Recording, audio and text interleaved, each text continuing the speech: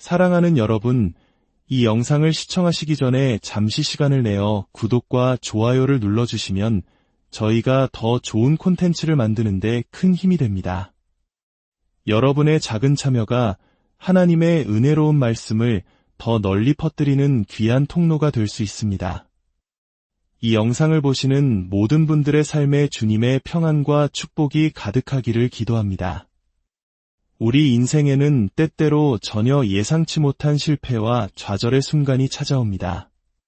모든 것이 순조롭게 풀리는 듯하다가도 한순간의 방심이나 예상치 못한 암초에 부딪혀 넘어지기도 하죠. 마치 모든 것을 이룬 것 같았던 순간의 환희가 순식간에 절망의 나락으로 떨어지는 경험 혹시 해보신 적 있으신가요? 오늘 우리가 함께 나눌 이야기는 바로 그 지점에서 시작됩니다. 위대한 승리 뒤에 찾아온 처참한 패배, 그리고 그 절망의 잿더미 속에서 다시 일어서는 한 지도자와 백성의 이야기입니다. 광야에서의 기나긴 40년의 방황을 끝내고 마침내 약속의 땅 가나안에 들어선 이스라엘 백성. 그들 앞을 가로막은 첫 번째 관문은 난공불락의 요새, 여리고 성이었습니다. 인간의 힘으로는 도저히 무너뜨릴 수 없을 것 같았던 그 거대한 성벽 앞에서 이스라엘은 자신들의 칼과 창이 아닌 오직 하나님의 말씀에 순종하는 길을 택했습니다. 그리고 우리는 그 결과를 잘 알고 있습니다. 그들의 순종 앞에서 여리고 성은 속수무책으로 무너져 내렸습니다. 이 엄청난 승리는 이스라엘 백성에게 큰 자신감과 기쁨을 안겨주었습니다. 가나안 땅의 모든 족속들은 이스라엘과 그들의 하나님 여호와에 대한 소식을 듣고 두려움에 떨었습니다. 이제 가나안 정복은 시간 문제처럼 보였습니다. 여리고의 승리감에 취해 있던 이스라엘의 다음 목표는 아이라는 작은 성읍이었습니다. 여리고에 비하면 너무나도 보잘것없는 곳이었죠. 기록에 따르면 아이성의 인구는 고작 1만 2천 명에 불과했습니다. 정탐꾼들조차 이렇게 보고했습니다. 모든 백성을 다 보낼 필요도 없습니다. 2대 3천 명만 보내도 충분히 이길 수 있습니다. 저 작은 성 때문에 모든 백성을 수고롭게 할 필요가 없습니다. 그들의 보고에는 자신감이 넘쳤지만 그 속에는 교만함이 싹트고 있었습니다. 여리고 성을 무너뜨린 것이 자신들의 힘이 아니라 하나님의 능력임을 잠시 잊었던 것이죠. 그들은 가장 중요한 한 가지를 잊었습니다. 바로 하나님께 기도하고 그분의 뜻을 묻는 것이었습니다. 여리고 전투 전에는 철저하게 하나님의 지시를 구하고 순종했던 그들이었지만 아이 성 앞에서는 너무나 쉽게 자신들의 판단을 믿어버렸습니다. 결과는 처참했습니다. 3,000명의 군사를 이끌고 자신만만하게 올라갔던 이스라엘은 아이 성 군사들 앞에서 속수무책으로 패배하고 도망쳤습니다. 이 과정에서 36명의 소중한 생명을 잃었습니다. 숫자만 보면 큰 손실이 아닐 수도 있습니다. 하지만 이 패배가 가져온 후폭풍은 그보다 훨씬 컸습니다. 성경은 이렇게 기록합니다. 백성의 마음이 녹아 물같이 된지라. 이 표현은 본래 가나안 족속들이 이스라엘을 두려워할 때 사용되었던 말입니다. 그런데 이제는 정복자인 이스라엘 백성들이 두려움에 사로잡혀 마음이 물처럼 녹아내리고 만 것입니다. 그들은 하나님께서 더 이상 우리와 함께하지 않으신다는 공포에 휩싸였습니다. 하나님은 언제나 당신의 자녀들이 승리하기를 원하십니다. 우리의 삶이라는 영적 전쟁터에서 패배가 아닌 승리를 통해 하나님의 영광을 드러내기를 바라십니다. 그렇다면 이스라엘의 이토록 뼈아픈 패배에는 분명한 이유가 있었을 것입니다. 오늘 우리는 그 이유를 통해 우리 삶의 실패를 진단하고 다시 일어설 수 있는 지혜를 얻고자 합니다. 첫 번째 패배의 원인은 한 사람의 숨겨진 죄였습니다. 하나님께서는 여리고 성을 점령할 때 그 어떤 전리품도 취하지 말고 모든 것을 온전히 하나님께 바치라고 명령하셨습니다. 헤렘이라고 불리는 이 명령은 이 전쟁이 인간의 전쟁이 아닌 하나님의 전쟁이며 그 승리의 영광 또한 오직 하나님께만 속한 것임을 분명히 하기 위함이었습니다. 하지만 아간이라는 한 사람이 이 명령을 어겼습니다. 그는 시날산의 아름다운 외투 한 벌과 은 200세겔, 그리고 50세겔 무게의 금덩이를 보고 탐욕에 눈이 멀어 그것을 몰래 훔쳐 자신의 장막당 속에 숨겼습니다. 놀라운 것은 하나님께서 이 사건을 아간 한 사람의 죄라고 말씀하지 않으시고 이스라엘 자손들이 온전히 바친 물건으로 말미암아 범죄하였다라고 하시며 이스라엘 공동체 전체의 죄로 규정하셨다는 점입니다. 왜일까요? 이스라엘은 단순한 민족 공동체가 아니라 하나님과 맺은 언약 공동체였기 때문입니다. 이 원리는 오늘날 예수 그리스도의 피로 세워진 교회에도 동일하게 적용됩니다. 성경은 교회를 건물이 아니라 그리스도의 한 몸이라고 말합니다. 우리 모두는 그 몸을 이루는 각 지체들입니다. 손가락 하나가 아프면 온몸이 고통을 느끼는 것처럼 공동체의 한 지체가 죄를 지으면 그 고통과 책임은 몸 전체에 영향을 미치게 됩니다. 한 사람의 거룩함이 공동체를 거룩하게 하고 한 사람의 죄가 공동체 전체를 더럽힐 수 있는 것입니다. 두 번째 패배의 원인은 승리 뒤에 찾아온 교만이었습니다. 앞서 언급했듯이 이스라엘 지도자들과 정탐꾼들은 아이성을 얕보았습니다. 그들의 말 속에는 하나님이 없어도 우리 힘으로 충분하다는 생각이 깔려 있었습니다. 하나님을 의지하지 않는 것, 하나님의 은혜가 아니어도 살아갈 수 있다고 생각하는 것, 이것이 바로 성경이 말하는 교만입니다. 사람은 무언가를 성취하고 나면 기도를 쉬는 죄를 범하기 쉽습니다. 큰 문제를 해결하고 나면 사소해 보이는 문제 앞에서는 기도 없이 자신의 경험과 상식으로 해결하려는 유혹에 빠지곤 합니다. 여호수아와 이스라엘 백성들이 바로 그 함정에 빠진 것입니다. 그들은 하나님께 묻지 않았고 기도의 무릎을 꿇지 않았습니다. 그리고 그 결과는 패배였습니다.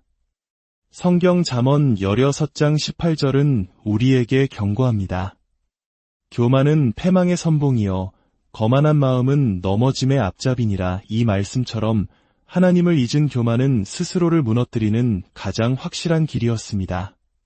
그렇다면 이 처참한 패배 이후 지도자 여호수아는 어떻게 행동했을까요? 인생에서 실패는 누구에게나 찾아올 수 있습니다. 하지만 중요한 것은 실패 그 자체가 아니라 실패를 다루는 태도입니다. 실패는 성공의 어머니라는 말처럼 우리가 어떻게 반응하느냐에 따라 실패는 우리 인생의 귀한 약이 될 수도 있습니다. 여호수아는 패배의 소식을 듣자마자 자신의 옷을 찢고 이스라엘 장로들과 함께 하나님의 궤 앞에서 땅에 엎드렸습니다. 머리에 티끌을 뒤집어 쓴 채 해가 지도록 기도했습니다. 이것은 철저한 회개와 탄식의 기도였습니다. 그는 하나님을 원망하지 않았습니다. 먼저 자신들의 잘못을 인정하고 하나님의 임재 앞에 겸손히 엎드렸습니다. 그가 이렇게 기도할 때 하나님은 침묵하지 않으셨습니다. 실패의 원인이 무엇인지 분명하게 가르쳐 주셨습니다. 바로 아간에 숨겨진 죄 때문이었습니다. 그리고 하나님은 원인을 알려주시는 것에서 그치지 않고 다시 승리할 수 있는 방법까지 제시해 주셨습니다. 너희 가운데서 그 죄를 제하여 버리라. 스스로를 성결하게 하라. 여호수아는 하나님의 말씀에 따라 공동체 안의 죄를 색출해냈습니다. 범죄자 아간과 그에게 속한 모든 것을 아골 골짜기로 끌고 가 돌로 치고 불살랐습니다. 인간적인 정과 아픔을 감수하고서라도 공동체의 거룩함을 위해 단호하게 죄를 끊어낸 것입니다. 때로는 우리도 재정적인 손해나 관계의 어려움을 감수하고서라도 하나님이 미워하시는 죄를 단호하게 끊어버려야 할 때가 있습니다. 이렇게 철저히 회개하고 죄를 제거했을 때 하나님께서 여호수아에게 주신 말씀은 무엇이었을까요? 그것은 바로 일어나 아이로 올라가라는 명령이었습니다. 하나님은 우리가 실패의 자리에 주저앉아 있기를 원하지 않으십니다. 낙심하고 탄식하며 엎드려 있는 것을 원치 않으십니다. 우리 하나님은 일으켜 세우시는 하나님이십니다. 많은 사람들이 실패의 아픔과 상처로 인한 트라우마 때문에 다시 일어서지 못합니다. 과거의 실패를 계속해서 묵상하고 그로 인해 부정적인 추측을 하기 때문입니다. 하나님은 나를 버리셨나 봐. 이제 내 기도는 듣지 않으실 거야. 나는 이제 끝났어. 여호수아 역시 패배 후에 그런 부정적인 추측에 사로잡혀 있었습니다. 가나안 사람들이 이 소식을 들으면 우리를 둘러싸고 다 죽일 것입니다. 라고 탄식했죠. 바로 그런 여호수아에게 하나님은 말씀하십니다. 어찌하여 이렇게 엎드려 있느냐? 일어나라. 더 이상 패배를 묵상하지 말고 부정적인 추측을 멈추고 다시 일어나라는 것입니다. 한 선교사님의 간증이 깊은 울림을 줍니다. 그분의 아버지는 늦은 나이에 예수님을 만나 목사님이 되셨습니다. 어느 날 믿지 않는 남자와 교제하는 문제로 상담을 요청한 한 자매에게 성경 말씀대로 믿지 않는 자와 멍에를 같이 매지 말라고 권면해 주셨습니다. 그런데 이에 앙심을 품은 그 남자가 새벽 기도를 마치고 돌아오시던 목사님 부부를 모두 살해하는 끔찍한 사건이 일어났습니다. 당시 고3과 중 3이었던 아들들은 한순간에 부모님을 잃었습니다. 가장 부모가 필요할 나이에 겪은 충격과 아픔은 이루 말할 수 없었을 것입니다. 얼마든지 하나님을 원망하고 복수심을 품고 살아갈 수 있었습니다. 하지만 놀랍게도 그 세 아들은 모두 목사님과 선교사가 되어 아버님의 뒤를 이어 하나님의 나라를 위해 헌신하는 삶을 살게 되었습니다. 그들은 슬픔과 절망의 자리에 주저앉아 있기를 거부하고 다시 일어섰던 것입니다. 사랑하는 여러분, 하나님은 오늘 우리에게도 동일하게 말씀하십니다. 일어나라. 그런데 그냥 일어서는 것이 아닙니다. 하나님의 약속의 말씀을 붙들고 일어서야 합니다. 자신의 힘과 능력만을 의지하여 일어서면 머지않아 다시 넘어질 수밖에 없습니다. 하나님은 여호수아에게 두 가지 약속의 말씀을 주셨습니다. 첫째, 두려워하지 말라, 놀라지 말라. 이 말씀은 내가 너와 함께 하겠다는 약속을 전제로 합니다. 전능하신 하나님이 함께 하시니 두려워할 필요가 없다는 것입니다. 둘째, 내가 아이 왕과 그의 백성과 그의 성읍과 그의 땅을 다 내 손에 넘겨주었으니 하나님은 승리를 넘겨줄 것이다가 아니라 이미 넘겨주었다고 과거형으로 말씀하십니다. 이것은 하나님의 완전한 승리를 보증하는 약속입니다. 여호수아는 이 약속의 말씀을 붙들고 다시 일어났습니다. 그리고 다시 아이 성으로 나아가 마침내 큰 승리를 거두었습니다. 혹시 지금 영적인 전쟁에서, 신앙생활에서, 혹은 결혼이나 사업, 인간관계에서 실패를 경험하고 계십니까? 기억하십시오. 실패는 끝이 아닙니다. 실패는 종착역이 아니라 더 큰 성공으로 나아가는 과정일 뿐입니다. 한 번의 실패가 영원한 실패는 아닙니다. 하나님은 우리가 실패했다고 해서 우리를 버리시거나 포기하지 않으십니다. 실패의 자리에 주저앉아 있는 것은 마귀가 원하는 것이지 결코 하나님이 원하시는 것이 아닙니다. 이제 지난날의 실패와 아픔, 상처를 묵상하는 것을 멈추십시오. 그것을 근거로 부정적인 추측을 하지 마십시오.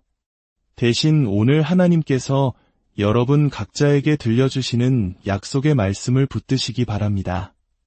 세상 끝날까지 내가 너희와 항상 함께 있으리라.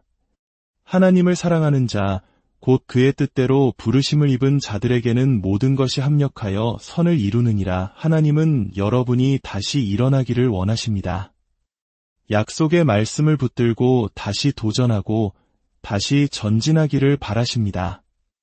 그때 우리는 패배를 딛고 일어선 승리의 간증을 통해 살아계신 하나님의 위대하심을 경험하게 될 것입니다. 하나님의 약속의 말씀을 붙들고 실패의 자리에서 다시 일어서는 저와 여러분 모두가 되기를 주님의 이름으로 사랑하는 여러분, 이 영상을 시청하시기 전에 잠시 시간을 내어 구독과 좋아요를 눌러주시면 저희가 더 좋은 콘텐츠를 만드는데 큰 힘이 됩니다. 여러분의 작은 참여가 하나님의 은혜로운 말씀을 더 널리 퍼뜨리는 귀한 통로가 될 수 있습니다. 이 영상을 보시는 모든 분들의 삶에 주님의 평안과 축복이 가득하기를 기도합니다. 우리 인생에는 때때로 전혀 예상치 못한 실패와 좌절의 순간이 찾아옵니다. 모든 것이 순조롭게 풀리는 듯하다가도 한순간의 방심이나 예상치 못한 암초에 부딪혀 넘어지기도 하죠. 마치 모든 것을 이룬 것 같았던 순간의 환희가 순식간에 절망의 나락으로 떨어지는 경험, 혹시 해보신 적 있으신가요? 오늘 우리가 함께 나눌 이야기는 바로 그 지점에서 시작됩니다. 위대한 승리 뒤에 찾아온 처참한 패배, 그리고 그 절망의 잿더미 속에서 다시 일어서는 한 지도자와 백성의 이야기입니다. 광야에서의 기나긴 40년의 방황을 끝내고 마침내 약속의 땅 가나안에 들어선 이스라엘 백성. 그들 앞을 가로막은 첫 번째 관문은 난공불락의 요새, 여리고 성이었습니다. 인간의 힘으로는 도저히 무너뜨릴 수 없을 것 같았던 그 거대한 성벽 앞에서 이스라엘은 자신들의 칼과 창이 아닌 오직 하나님의 말씀에 순종하는 길을 택했습니다. 그리고 우리는 그 결과를 잘 알고 있습니다. 그들의 순종 앞에서 여리고 성은 속수무책으로 무너져 내렸습니다. 이 엄청난 승리는 이스라엘 백성에게 큰 자신감과 기쁨을 안겨주었습니다. 가나안 땅의 모든 족속들은 이스라엘과 그들의 하나님 여호와에 대한 소식을 듣고 두려움에 떨었습니다. 이제 가나안 정복은 시간 문제처럼 보였습니다. 여리고의 승리감에 취해 있던 이스라엘의 다음 목표는 아이라는 작은 성읍이었습니다. 여리고에 비하면 너무나도 보잘것없는 곳이었죠. 기록에 따르면 아이 성의 인구는 고작 1만 2천 명에 불과했습니다. 정탐꾼들조차 이렇게 보고했습니다. 모든 백성을 다 보낼 필요도 없습니다. 2대 3천 명만 보내도 충분히 이길 수 있습니다. 저 작은 성 때문에 모든 백성을 수고롭게 할 필요가 없습니다. 그들의 보고에는 자신감이 넘쳤지만 그 속에는 교만함이 싹트고 있었습니다. 여리고 성을 무너뜨린 것이 자신들의 힘이 아니라 하나님의 능력임을 잠시 잊었던 것이죠. 그들은 가장 중요한 한 가지를 잊었습니다. 바로 하나님께 기도하고 그분의 뜻을 묻는 것이었습니다. 여리고 전투 전에는 철저하게 하나님의 지시를 구하고 순종했던 그들이었지만 아이 성 앞에서는 너무나 쉽게 자신들의 판단을 믿어버렸습니다. 결과는 처참했습니다. 3천 명의 군사를 이끌고 자신만만하게 올라갔던 이스라엘은 아이 성 군사들 앞에서 속수무책으로 패배하고 도망쳤습니다. 이 과정에서 36명의 소중한 생명을 잃었습니다. 숫자만 보면 큰 손실이 아닐 수도 있습니다. 하지만 이 패배가 가져온 후폭풍은 그보다 훨씬 컸습니다. 성경은 이렇게 기록합니다. 백성의 마음이 녹아 물같이 된지라. 이 표현은 본래 가나안 족속들이 이스라엘을 두려워할 때 사용되었던 말입니다. 그런데 이제는 정복자인 이스라엘 백성들이 두려움에 사로잡혀 마음이 물처럼 녹아내리고 만 것입니다. 그들은 하나님께서 더 이상 우리와 함께하지 않으신다는 공포에 휩싸였습니다. 하나님은 언제나 당신의 자녀들이 승리하기를 원하십니다.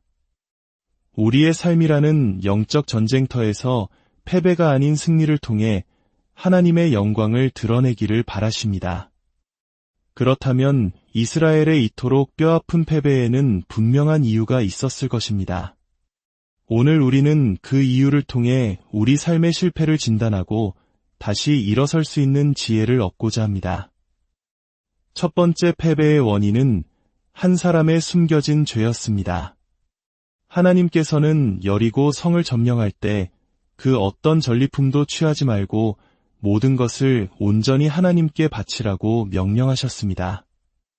헤렘이라고 불리는 이 명령은 이 전쟁이 인간의 전쟁이 아닌 하나님의 전쟁이며 그 승리의 영광 또한 오직 하나님께만 속한 것임을 분명히 하기 위함이었습니다. 하지만 아간이라는 한 사람이 이 명령을 어겼습니다. 그는 시날산의 아름다운 외투 한 벌과 은 200세겔, 그리고 50세겔 무게의 금덩이를 보고 탐욕에 눈이 멀어 그것을 몰래 훔쳐 자신의 장막당 속에 숨겼습니다. 놀라운 것은 하나님께서 이 사건을 아간 한 사람의 죄라고 말씀하지 않으시고 이스라엘 자손들이 온전히 바친 물건으로 말미암아 범죄하였다라고 하시며 이스라엘 공동체 전체의 죄로 규정하셨다는 점입니다. 왜일까요? 이스라엘은 단순한 민족 공동체가 아니라 하나님과 맺은 언약 공동체였기 때문입니다. 이 원리는 오늘날 예수 그리스도의 피로 세워진 교회에도 동일하게 적용됩니다.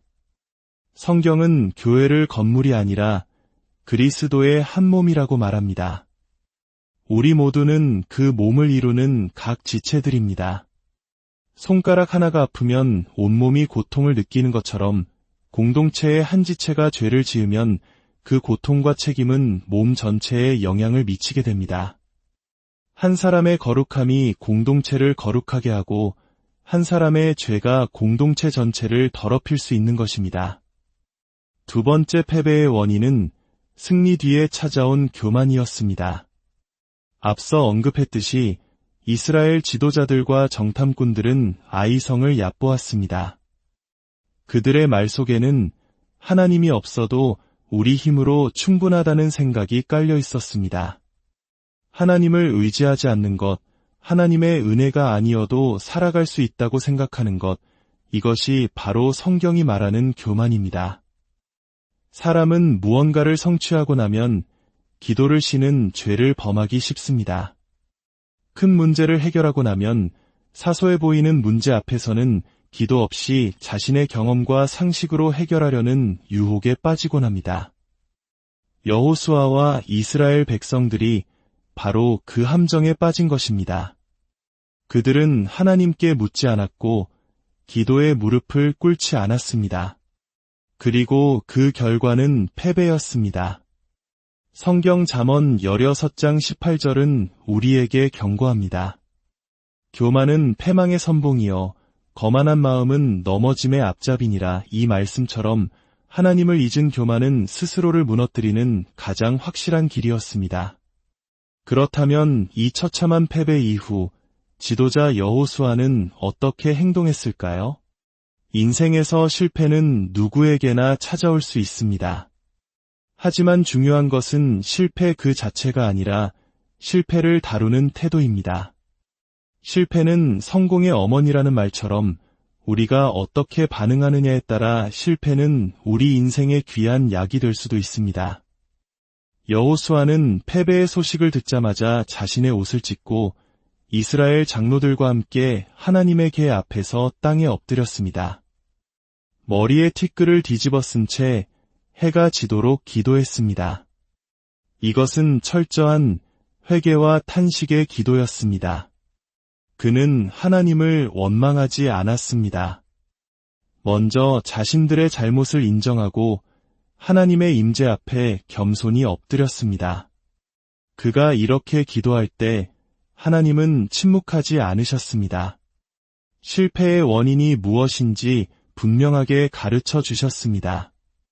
바로 아간에 숨겨진 죄 때문이었습니다. 그리고 하나님은 원인을 알려주시는 것에서 그치지 않고 다시 승리할 수 있는 방법까지 제시해 주셨습니다. 너희 가운데서 그 죄를 제하여 버리라. 스스로를 성결하게 하라. 여호수아는 하나님의 말씀에 따라 공동체 안의 죄를 색출해냈습니다. 범죄자 아간과 그에게 속한 모든 것을 아골 골짜기로 끌고 가 돌로 치고 불살랐습니다. 인간적인 정과 아픔을 감수하고서라도 공동체의 거룩함을 위해 단호하게 죄를 끊어낸 것입니다. 때로는 우리도 재정적인 손해나 관계의 어려움을 감수하고서라도 하나님이 미워하시는 죄를 단호하게 끊어버려야 할 때가 있습니다. 이렇게 철저히 회개하고 죄를 제거했을 때 하나님께서 여호수아에게 주신 말씀은 무엇이었을까요? 그것은 바로 일어나 아이로 올라가라는 명령이었습니다. 하나님은 우리가 실패의 자리에 주저앉아 있기를 원하지 않으십니다. 낙심하고 탄식하며 엎드려 있는 것을 원치 않으십니다. 우리 하나님은 일으켜 세우시는 하나님이십니다. 많은 사람들이 실패의 아픔과 상처로 인한 트라우마 때문에 다시 일어서지 못합니다. 과거의 실패를 계속해서 묵상하고 그로 인해 부정적인 추측을 하기 때문입니다. 하나님은 나를 버리셨나 봐. 이제 내 기도는 듣지 않으실 거야. 나는 이제 끝났어. 여호수아 역시 패배 후에 그런 부정적인 추측에 사로잡혀 있었습니다. 가나안 사람들이 이 소식을 들으면 우리를 둘러싸고 다 죽일 것입니다. 라고 탄식했죠. 바로 그런 여호수아에게 하나님은 말씀하십니다. 어찌하여 이렇게 엎드려 있느냐? 일어나라. 더 이상 패배를 묵상하지 말고 부정적인 추측을 멈추고 다시 일어나라는 것입니다. 한 선교사님의 간증이 깊은 울림을 줍니다.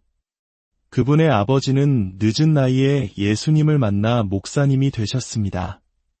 어느 날 믿지 않는 남자와 교제하는 문제로 상담을 요청한 한 자매에게 성경 말씀대로 믿지 않는 자와 멍에를 같이 매지 말라고 권면해 주셨습니다. 그런데 이에 앙심을 품은 그 남자가 새벽 기도를 마치고 돌아오시던 목사님 부부를 모두 살해하는 끔찍한 사건이 일어났습니다. 당시 고3과 중 3이었던 아들들은 한순간에 부모님을 잃었습니다. 가장 부모가 필요할 나이에 겪은 충격과 아픔은 이루 말할 수 없었을 것입니다. 얼마든지 하나님을 원망하고 복수심을 품고 살아갈 수 있었습니다. 하지만 놀랍게도 그 세 아들은 모두 목사님과 선교사가 되어 아버님의 뒤를 이어 하나님의 나라를 위해 헌신하는 삶을 살게 되었습니다. 그들은 슬픔과 절망의 자리에 주저앉아 있기를 거부하고 다시 일어섰던 것입니다. 사랑하는 여러분, 하나님은 오늘 우리에게도 동일하게 말씀하십니다. 일어나라. 그런데 그냥 일어서는 것이 아닙니다. 하나님의 약속의 말씀을 붙들고 일어서야 합니다. 자신의 힘과 능력만을 의지하여 일어서면 머지않아 다시 넘어질 수밖에 없습니다. 하나님은 여호수아에게 두 가지 약속의 말씀을 주셨습니다. 첫째, 두려워하지 말라, 놀라지 말라. 이 말씀은 내가 너와 함께 하겠다는 약속을 전제로 합니다. 전능하신 하나님이 함께 하시니 두려워할 필요가 없다는 것입니다. 둘째, 내가 아이 왕과 그의 백성과 그의 성읍과 그의 땅을 다 내 손에 넘겨주었으니 하나님은 승리를 넘겨줄 것이다가 아니라 이미 넘겨주었다고 과거형으로 말씀하십니다. 이것은 하나님의 완전한 승리를 보증하는 약속입니다. 여호수아는 이 약속의 말씀을 붙들고 다시 일어났습니다. 그리고 다시 아이 성으로 나아가 마침내 큰 승리를 거두었습니다. 혹시 지금 영적인 전쟁에서, 신앙생활에서, 혹은 결혼이나 사업, 인간관계에서 실패를 경험하고 계십니까? 기억하십시오. 실패는 끝이 아닙니다. 실패는 종착역이 아니라 더 큰 성공으로 나아가는 과정일 뿐입니다. 한 번의 실패가 영원한 실패는 아닙니다. 하나님은 우리가 실패했다고 해서 우리를 버리시거나 포기하지 않으십니다. 실패의 자리에 주저앉아 있는 것은 마귀가 원하는 것이지 결코 하나님이 원하시는 것이 아닙니다. 이제 지난날의 실패와 아픔, 상처를 묵상하는 것을 멈추십시오. 그것을 근거로 부정적인 추측을 하지 마십시오.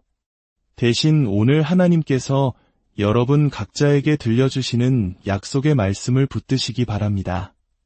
세상 끝날까지 내가 너희와 항상 함께 있으리라.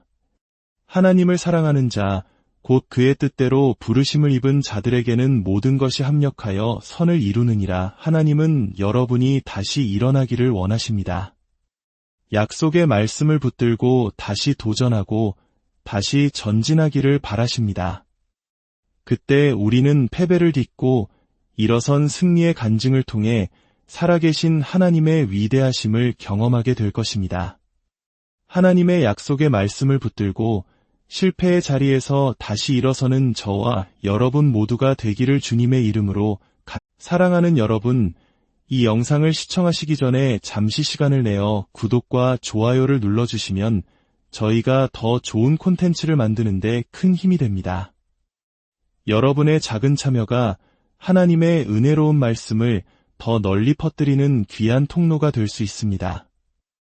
이 영상을 보시는 모든 분들의 삶에 주님의 평안과 축복이 가득하기를 기도합니다. 우리 인생에는 때때로 전혀 예상치 못한 실패와 좌절의 순간이 찾아옵니다. 모든 것이 순조롭게 풀리는 듯하다가도 한순간의 방심이나 예상치 못한 암초에 부딪혀 넘어지기도 하죠. 마치 모든 것을 이룬 것 같았던 순간의 환희가 순식간에 절망의 나락으로 떨어지는 경험, 혹시 해보신 적 있으신가요? 오늘 우리가 함께 나눌 이야기는 바로 그 지점에서 시작됩니다.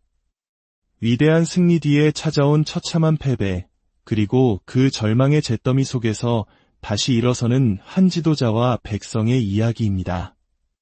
광야에서의 기나긴 40년의 방황을 끝내고 마침내 약속의 땅 가나안에 들어선 이스라엘 백성.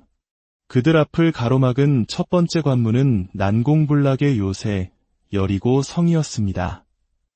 인간의 힘으로는 도저히 무너뜨릴 수 없을 것 같았던 그 거대한 성벽 앞에서 이스라엘은 자신들의 칼과 창이 아닌 오직 하나님의 말씀에 순종하는 길을 택했습니다. 그리고 우리는 그 결과를 잘 알고 있습니다. 그들의 순종 앞에서 여리고 성은 속수무책으로 무너져 내렸습니다. 이 엄청난 승리는 이스라엘 백성에게 큰 자신감과 기쁨을 안겨주었습니다. 가나안 땅의 모든 족속들은 이스라엘과 그들의 하나님 여호와에 대한 소식을 듣고 두려움에 떨었습니다. 이제 가나안 정복은 시간 문제처럼 보였습니다. 여리고의 승리감에 취해 있던 이스라엘의 다음 목표는 아이라는 작은 성읍이었습니다.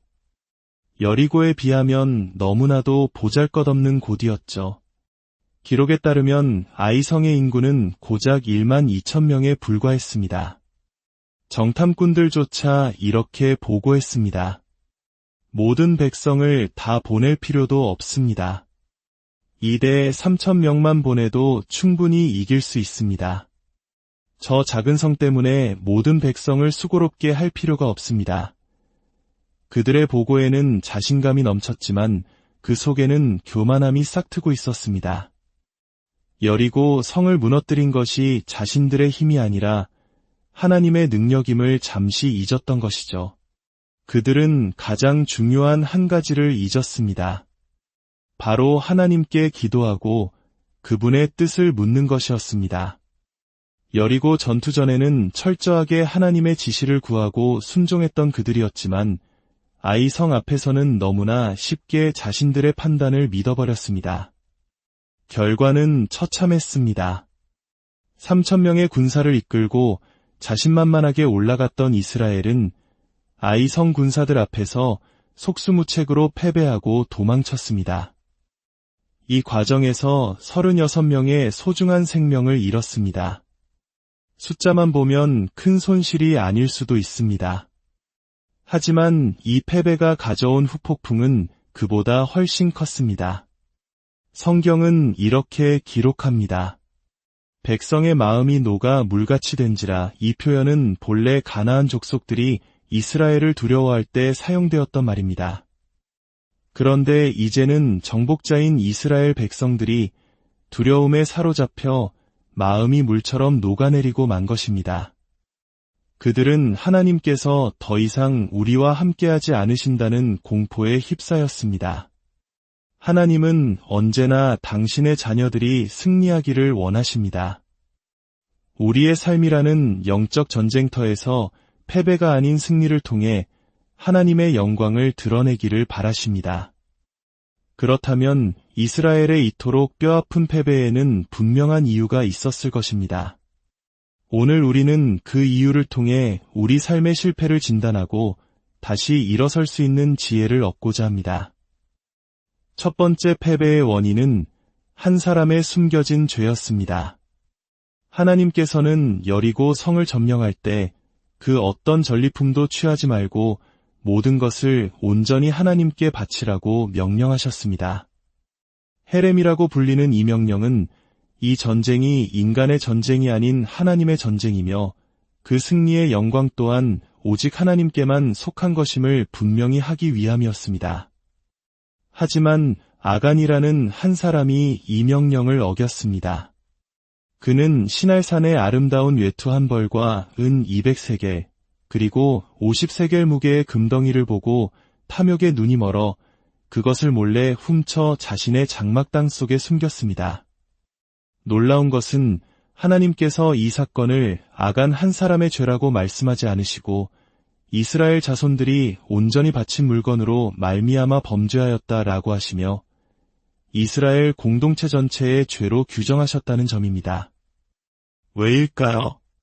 이스라엘은 단순한 민족 공동체가 아니라 하나님과 맺은 언약 공동체였기 때문입니다. 이 원리는 오늘날 예수 그리스도의 피로 세워진 교회에도 동일하게 적용됩니다. 성경은 교회를 건물이 아니라 그리스도의 한 몸이라고 말합니다. 우리 모두는 그 몸을 이루는 각 지체들입니다. 손가락 하나가 아프면 온몸이 고통을 느끼는 것처럼 공동체의 한 지체가 죄를 지으면 그 고통과 책임은 몸 전체에 영향을 미치게 됩니다. 한 사람의 거룩함이 공동체를 거룩하게 하고 한 사람의 죄가 공동체 전체를 더럽힐 수 있는 것입니다.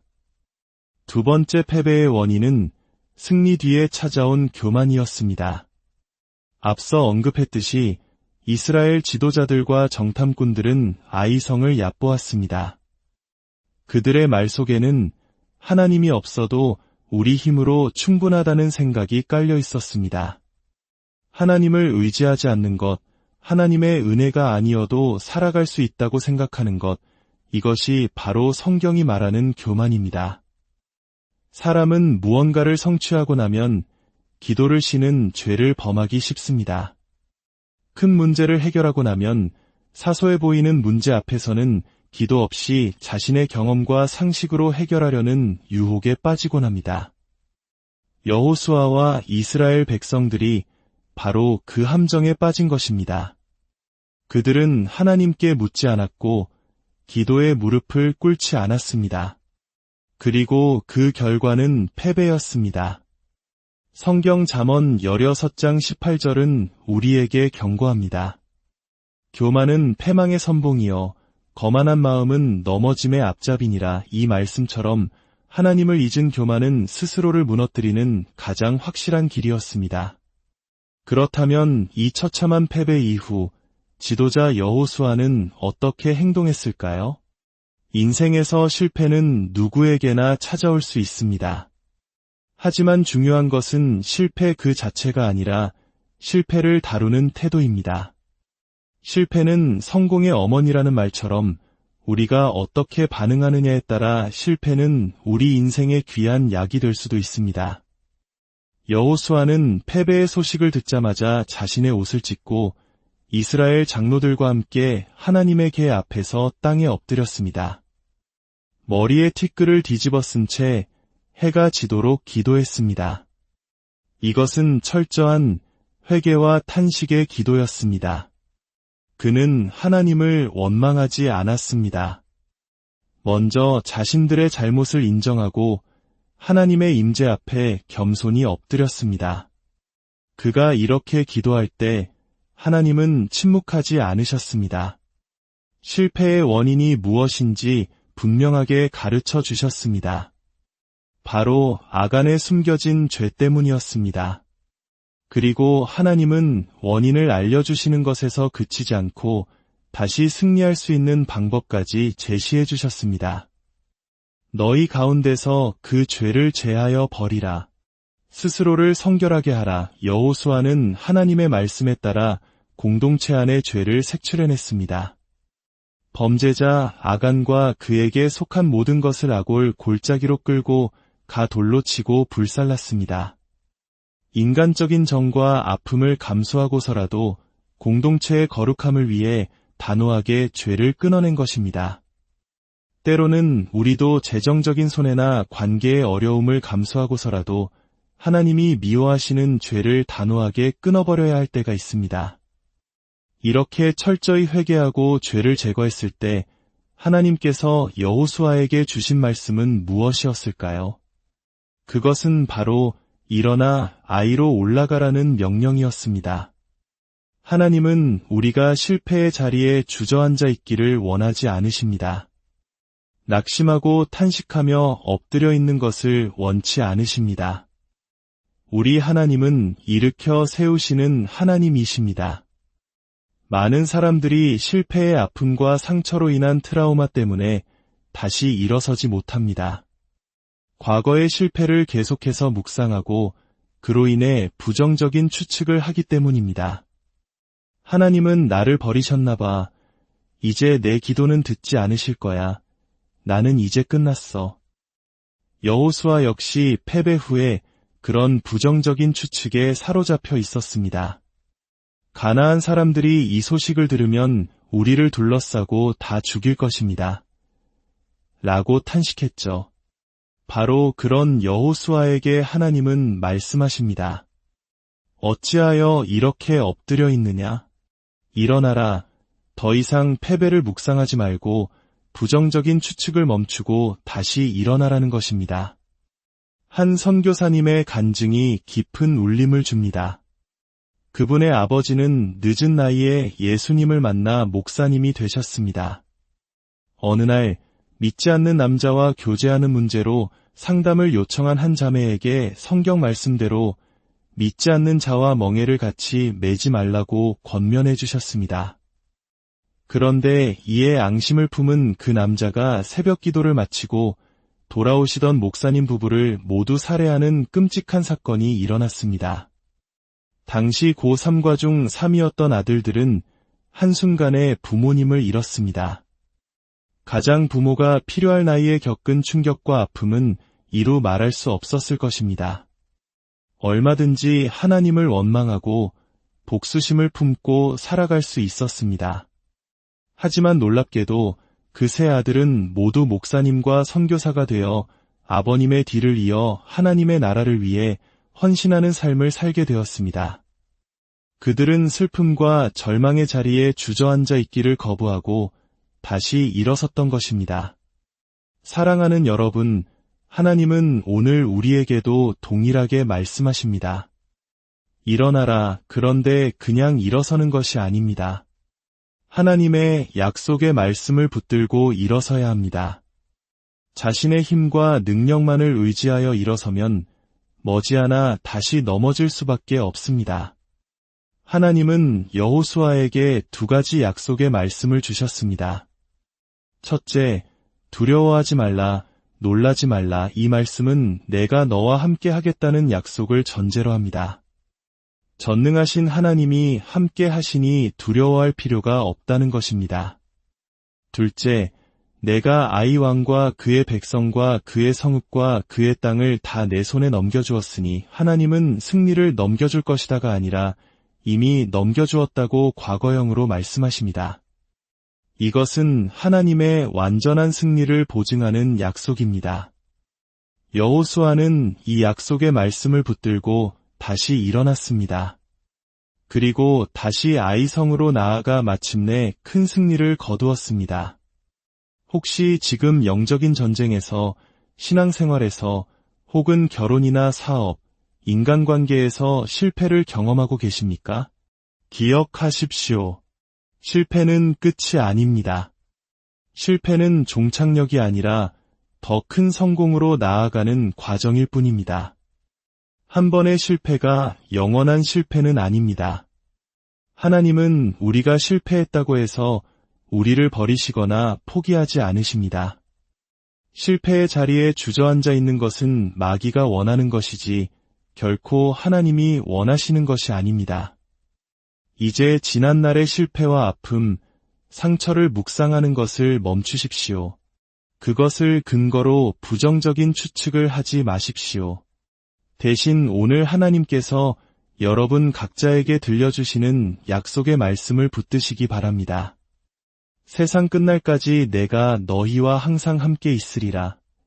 하나님을 사랑하는 자, 곧 그의 뜻대로 부르심을 입은 자들에게는 모든 것이 합력하여 선을 이루느니라. 하나님은 여러분이 다시 일어나기를 원하십니다.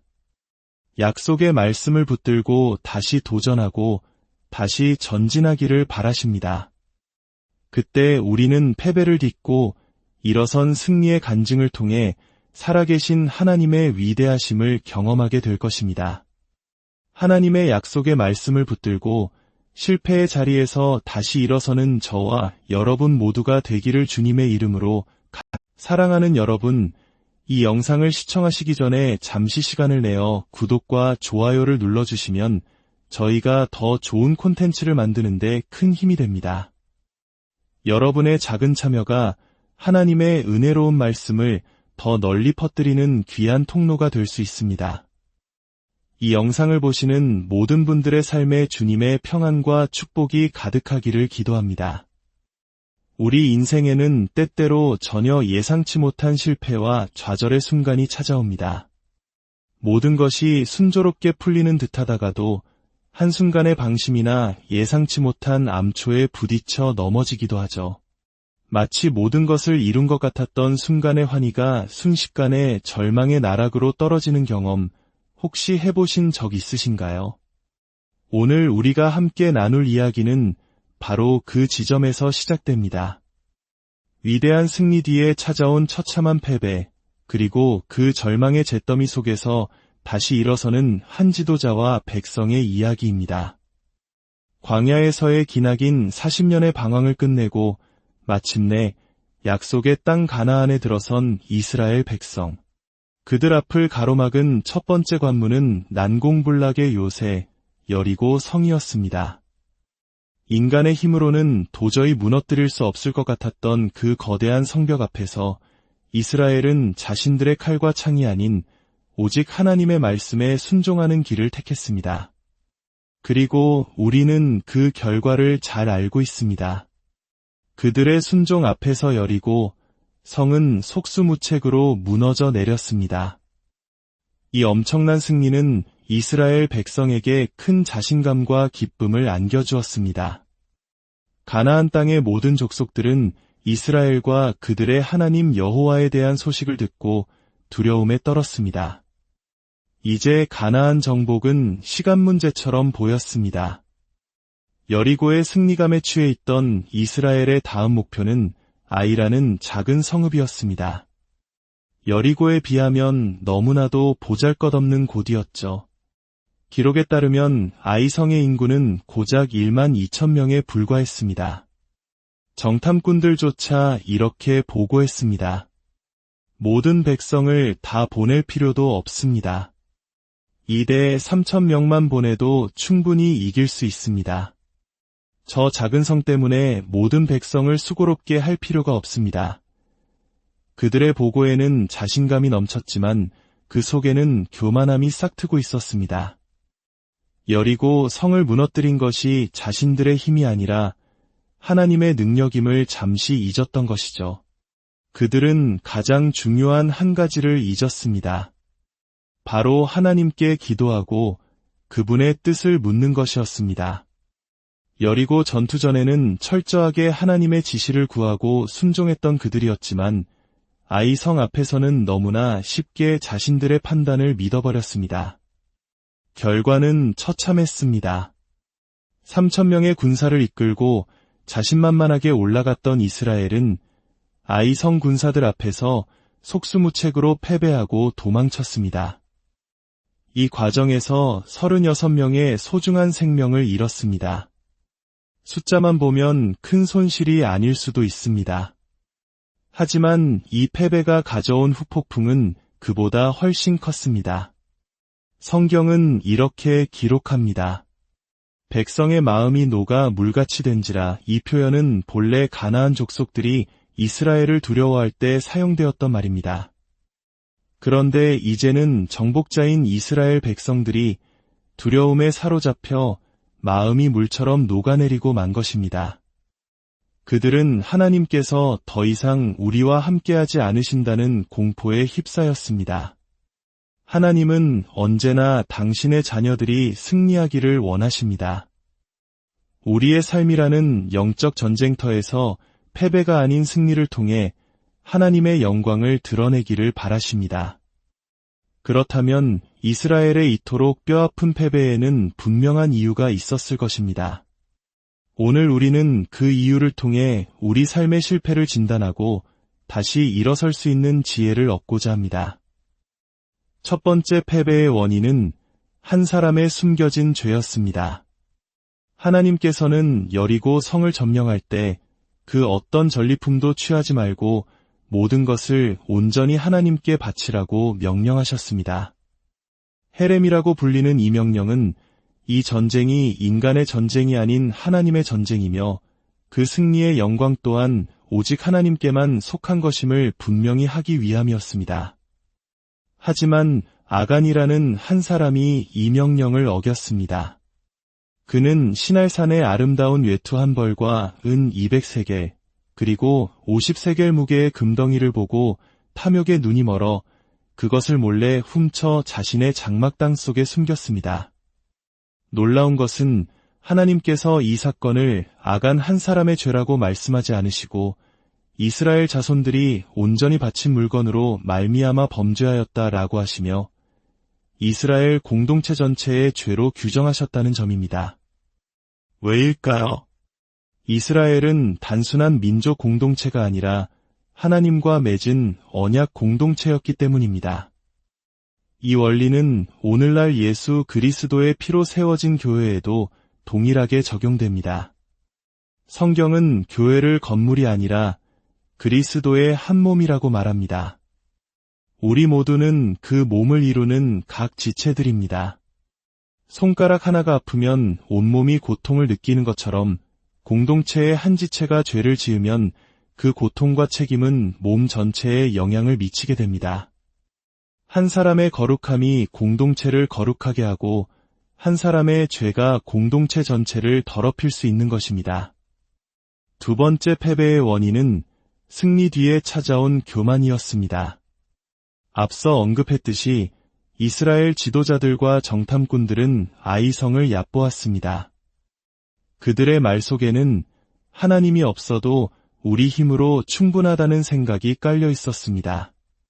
하나님을 의지하지 않는 것, 하나님의 은혜가 아니어도 살아갈 수 있다고 생각하는 것, 이것이 바로 성경이 말하는 교만입니다.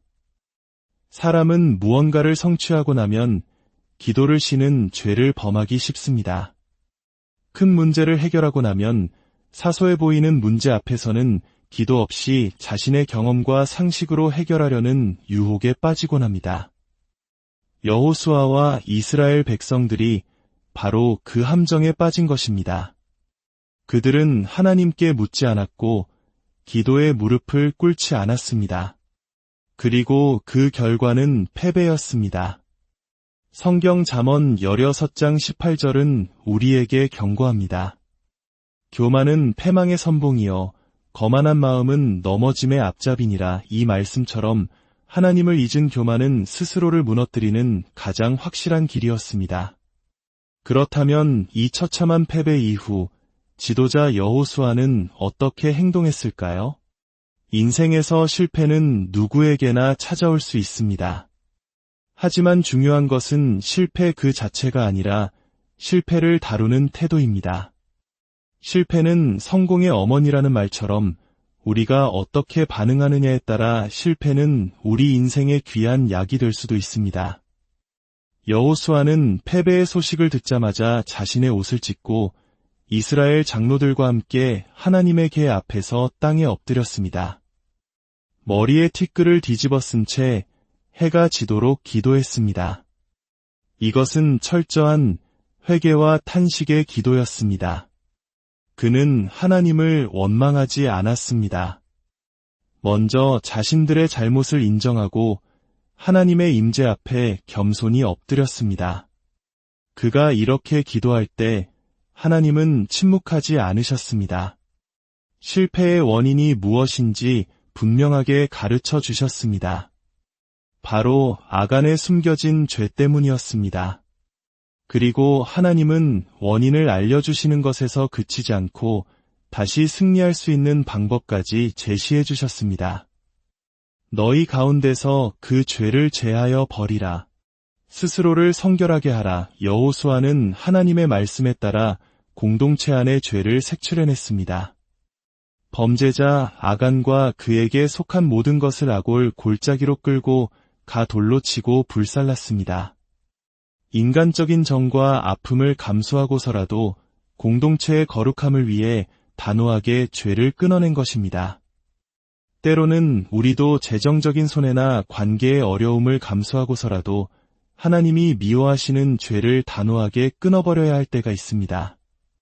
이렇게 철저히 회개하고 죄를 제거했을 때 하나님께서 여호수아에게 주신 말씀은 무엇이었을까요? 그것은 바로 일어나 아이로 올라가라는 명령이었습니다. 하나님은 우리가 실패의 자리에 주저앉아 있기를 원하지 않으십니다. 낙심하고 탄식하며 엎드려 있는 것을 원치 않으십니다. 우리 하나님은 일으켜 세우시는 하나님이십니다. 많은 사람들이 실패의 아픔과 상처로 인한 트라우마 때문에 다시 일어서지 못합니다. 과거의 실패를 계속해서 묵상하고 그로 인해 부정적인 추측을 하기 때문입니다. 하나님은 나를 버리셨나 봐. 이제 내 기도는 듣지 않으실 거야. 나는 이제 끝났어. 여호수아 역시 패배 후에 그런 부정적인 추측에 사로잡혀 있었습니다. 가나안 사람들이 이 소식을 들으면 우리를 둘러싸고 다 죽일 것입니다. 라고 탄식했죠. 바로 그런 여호수아에게 하나님은 말씀하십니다. 어찌하여 이렇게 엎드려 있느냐? 일어나라. 더 이상 패배를 묵상하지 말고 부정적인 추측을 멈추고 다시 일어나라는 것입니다. 한 선교사님의 간증이 깊은 울림을 줍니다. 그분의 아버지는 늦은 나이에 예수님을 만나 목사님이 되셨습니다. 어느 날 믿지 않는 남자와 교제하는 문제로 상담을 요청한 한 자매에게 성경 말씀대로 믿지 않는 자와 멍에를 같이 매지 말라고 권면해 주셨습니다. 그런데 이에 앙심을 품은 그 남자가 새벽 기도를 마치고 돌아오시던 목사님 부부를 모두 살해하는 끔찍한 사건이 일어났습니다. 당시 고3과 중 3이었던 아들들은 한순간에 부모님을 잃었습니다. 가장 부모가 필요할 나이에 겪은 충격과 아픔은 이루 말할 수 없었을 것입니다. 얼마든지 하나님을 원망하고 복수심을 품고 살아갈 수 있었습니다. 하지만 놀랍게도 그 세 아들은 모두 목사님과 선교사가 되어 아버님의 뒤를 이어 하나님의 나라를 위해 헌신하는 삶을 살게 되었습니다. 그들은 슬픔과 절망의 자리에 주저앉아 있기를 거부하고 다시 일어섰던 것입니다. 사랑하는 여러분, 하나님은 오늘 우리에게도 동일하게 말씀하십니다. 일어나라. 그런데 그냥 일어서는 것이 아닙니다. 하나님의 약속의 말씀을 붙들고 일어서야 합니다. 자신의 힘과 능력만을 의지하여 일어서면 머지않아 다시 넘어질 수밖에 없습니다. 하나님은 여호수아에게 두 가지 약속의 말씀을 주셨습니다. 첫째, 두려워하지 말라, 놀라지 말라. 이 말씀은 내가 너와 함께 하겠다는 약속을 전제로 합니다. 전능하신 하나님이 함께 하시니 두려워할 필요가 없다는 것입니다. 둘째, 내가 아이 왕과 그의 백성과 그의 성읍과 그의 땅을 다 내 손에